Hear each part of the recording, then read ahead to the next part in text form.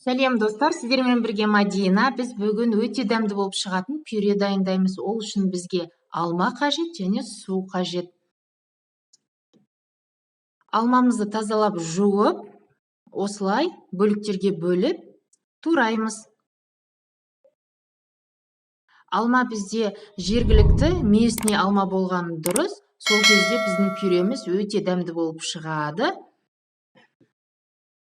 Бұл пюрені 6 айлық баладан бастап, сәбилерден бастап, 2-3 жас балаға дейін жей берсе болады. Өте дәмді болып шығады. Күнделікті дүкеннен сатып алғаннан, сіз өз қолыңызбен жасасаңыз, өте дәмді әрі пайдалы болып шығады. Сіздер бұл пюрені алдын ала осылай алма көп кезінде жасап, оны ыстық күйінде банкаларға жауып қойып қойсаңыз да болады. Оны қыс мезгілінде, көктем мезгілінде ашып сәбилеріңізге берсеңіздер де болады. Егер сізде кішкентай құлыншақтарыңыз болса, бұл сізге таптырмас видео. Сондықтан соңына дейін қараңыздар. Дайын алмамызды ыдысымызға саламыз.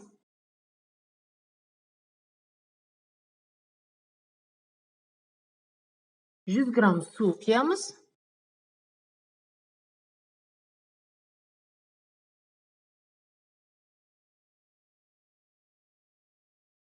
Бетін жауып, орташа отта қойып, осылай қайнатамыз.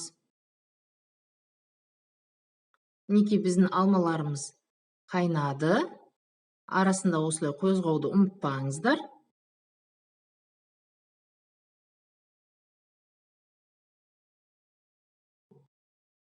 Неке дайын болып қалды біздің пюреміз.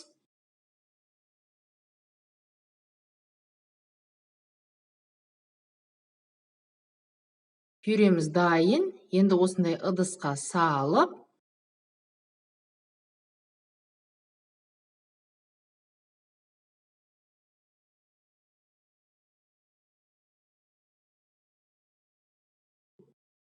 блендермен еземіз.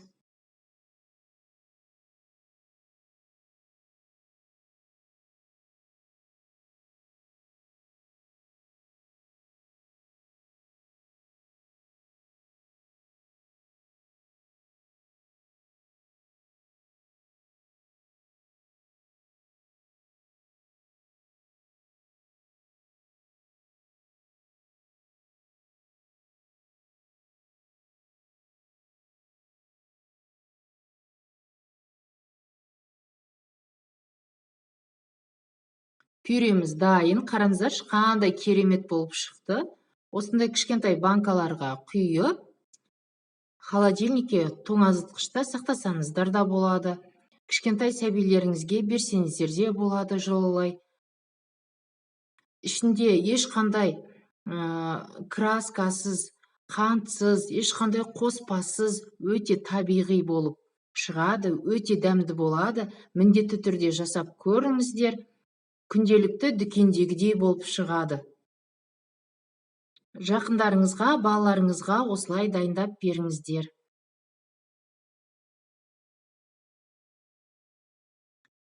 Қалғанын осындай ыдысқа құйып, мен кішкентайыма бердім. Өте дәмді, оған ұнады. Егер сізде блендер жоқ болса, осындай пюреге пайдаланатын құралменен және сетаменен жасасаңыз болады. Блендердің орнына сетадан өткізсеңіз жақсы шығады. Менің каналыма тіркелуді ұмытпаңыздар.